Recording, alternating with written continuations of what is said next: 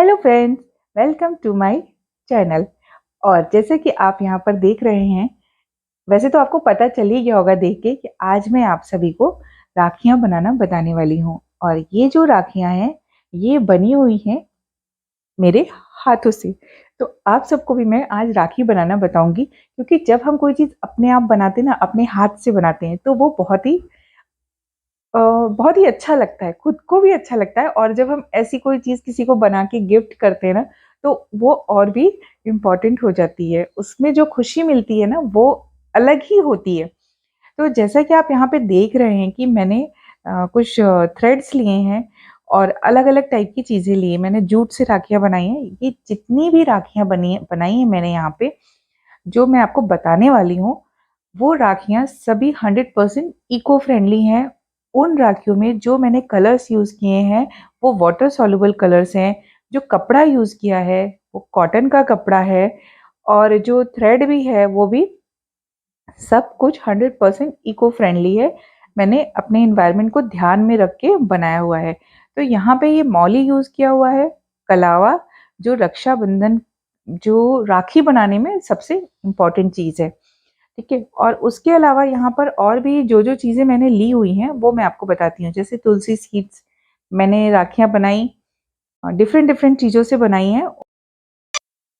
तो यहाँ पे जैसा कि मैंने बताया कि तुलसी सीड्स हैं, और किचन में जो मिलने वाले जो हमारे मसाले होते हैं, मैंने उनसे राखियाँ बनाई हैं, गेहूँ से राखियाँ बनाई हैं, डिफ़रेंट-डिफ़रेंट सीड्स से राखियाँ बनाई हैं। बेसिकली मैंने पूरा एनवायरनमेंट का ध्यान रख के इन राखियों को बनाया हुआ है। वैसे तो बहुत सारी राखियाँ एनवायरनमेंट इको फ्रेंडली आपको मार्केट में भी मिलेंगी, लेकिन स्पेशलिटी इनकी ये है कि ये राखियाँ सीड्स राखियाँ हैं। तो सीड कैसा होता है ना, सीड हमारे जब भी वो नीचे सॉइल में जाएगा तो वो ग्रो होगा। और अगर उनको सॉइल में वो ग्रो भी नहीं होता है, कोई एनिमल्स भी खाते हैं उनको, तो वो हार्मफुल नहीं होगा। प्लस जो यहाँ पे ग्लू भी यूज़ किया है, वो भी वाटर सॉल्युबल है, वो थोड़े टाइम पानी में रहने के बाद वो चला जाता है। तो ऐसा कुछ नहीं है कि जो बहुत ही हार्ड है, जो हमारे एनवायरनमेंट को किसी भी तरह से नुकसान पहुँचाए। तो अभी यहाँ पे मैं ये जो है वो जूट से बना रही हूँ, वो आपको दिखाती हूँ। बहुत ही सिंपल राखियाँ हैं, इवन बच्चे भी बना सकते हैं। बेसिकली ये बच्चों के लिए ही है, जैसे कि जब बच्चे बनाते हैं ना, तो उनको एक अलग खुशी मिलती है, वो कुछ स्पेशल फ़ील करते हैं। और फिर अपने जो भाई-बहन हैं, उनके लिए बनाएँगे तो उनको और भी अच्छा लगता है, और बहुत ईज़िली राखियाँ बन जाती हैं। घर में अवेलेबल चीज़ों से राखियाँ बनती हैं। ऐसा कुछ नहीं कि हम मार्केट जाएँ और वहाँ से कुछ स्पेशल चीज़ें लेकर आएँ और फिर वो राखियाँ बनाएँ। तो थोड़ा-सा ध्यान लगाएँगे और फिर बहुत अच्छी-अच्छी सी यहाँ पे हम राखियाँ बना सकते हैं। तो चलिए आपको दिखाते हैं कि ये राखियाँ कैसे बनती हैं, और जो आज की हमारी आगे की स्टोरी होगी, जो हमारा क्राफ्ट विद स्टोरी का जो पार्ट होगा, वो भी मैं आपको रक्षाबंधन से रिलेटेड ही कहानियाँ बताने वाली हूँ। हमारी कुछ पौराणिक कथाएँ हैं, कुछ अलग-अलग टाइप जो भी है। आज तो बेसिकली ये जो है राखी बनने वाली हैं, इनके साथ मैं आपको पौराणिक कथाओं को ही बताने वाली हूँ, ठीक है? तो फिर देखिए सारी प्रोसेस कैसे-कैसे बनती हैं ये राखियाँ, जिनको बनाना बहुत ही ईज़ी है, बहुत कम टाइम में बनती हैं। तो चलिए शुरुआत करते हैं।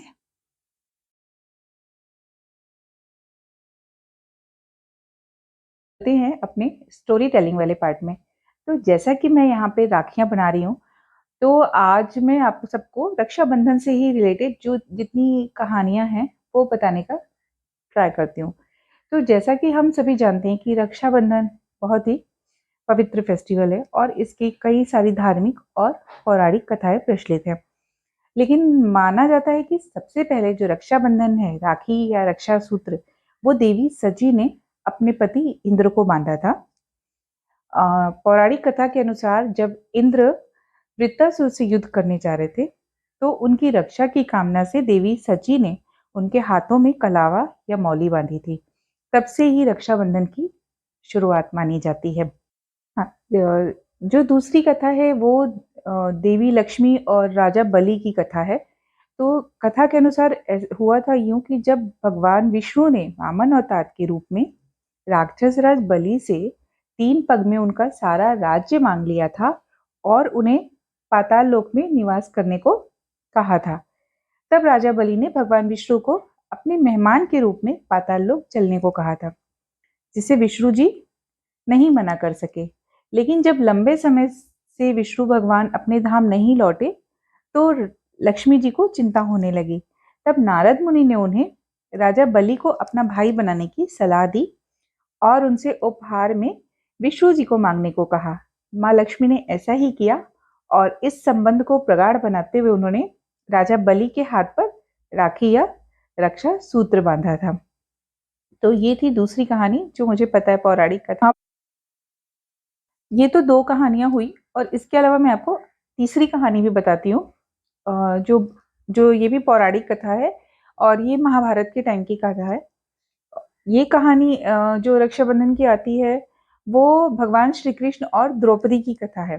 तो उस कथा में उस कथा के अनुसार यूँ हुआ कि भग महाभारत के टाइम पे जब ये राजसूय यज्ञ हुआ था, उस समय भगवान श्री कृष्ण ने शिशुपाल का वध किया, तो उनके हाथ में चोट लग गई।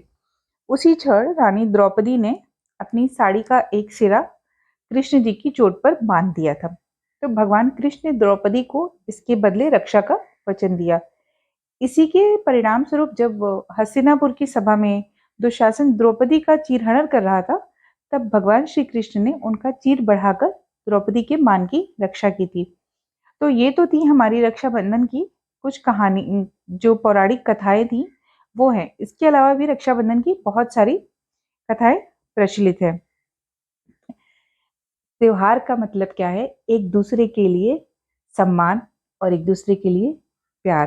तो वो हमेशा सभी के बीच में होना चाहिए। तो ये तो मैंने आपको रक्षाबंधन की कुछ पौराणिक कथाएं बताई। इसके अलावा भी रक्षाबंधन की बहुत सारी कथाएं और कहानियां प्रचलित हैं। वैसे रक्षाबंधन का त्योहार हमारे पूरे देश में बहुत ही हर्षोल्लास के साथ मनाया जाता है और इस त्योहार की खास बात ये है कि ये पूरे देश में मनाया जाता है, अलग-अलग नामों से मनाया जाता है।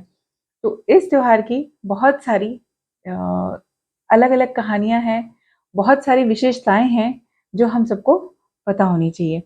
तो अभी आप देख रहे हैं यहाँ पे ये जो राखी बन रही है, ये बहुत ही क्यूट सी राखी बनने वाली है। ये और बहुत ईज़ी है इस राखी को बनाना। दूसरा कैसा, ये राखी स्पेशली छोटे बच्चों के लिए है, जिसमें कि थोड़ा-सा चेंज करके उसको बनी का शेप देके ऐसा और पांडा वाला स्टिकर लगाया, स्टिकर नहीं वो वुडन कटआउट है, तो वो लगा के तो देखने में ये राखी बहुत ही क्यूट है। छोटे बच्चों को अट्रैक्टिव चीज़ें बहुत अच्छी लगती हैं। तो आप भी उनके लिए ऐसा कुछ बना सकते हैं घर में रखी हुई चीज़ों से। हम इसके ऊपर कुछ ड्रॉ भी कर सकते हैं, 3D लाइनर से ड्रॉ कर सकते हैं। तो धीरे-धीरे देखते रहिए कि और क्या-क्या प्रोसेस होने वाली है इन राखियों में और आप भी कुछ कोशिश करते रहिए, कुछ अपने लिए और अपनों के लिए। जब हम अपनों के लिए करते हैं तो वो बहुत ही ख़ास होता है। तो इस ख़ास चीज़ के साथ मैं आप लोग को चलिए देखते हैं आगे राखी कैसे बनती हैं और इनमें हम क्या-क्या प्रोसेस करने वाले हैं।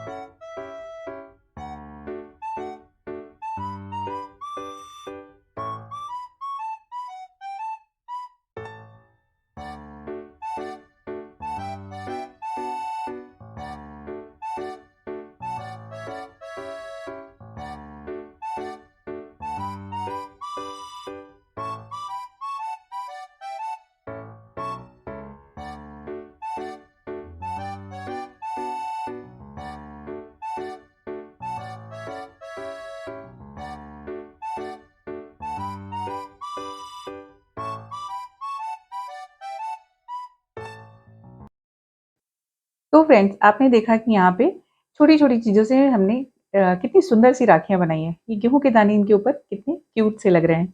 तो ऐसे ही कुछ और भी इंटरेस्टिंग वीडियोज़ आने वाले हैं आपके सामने और देखते रहिए। Thanks for watching and bye.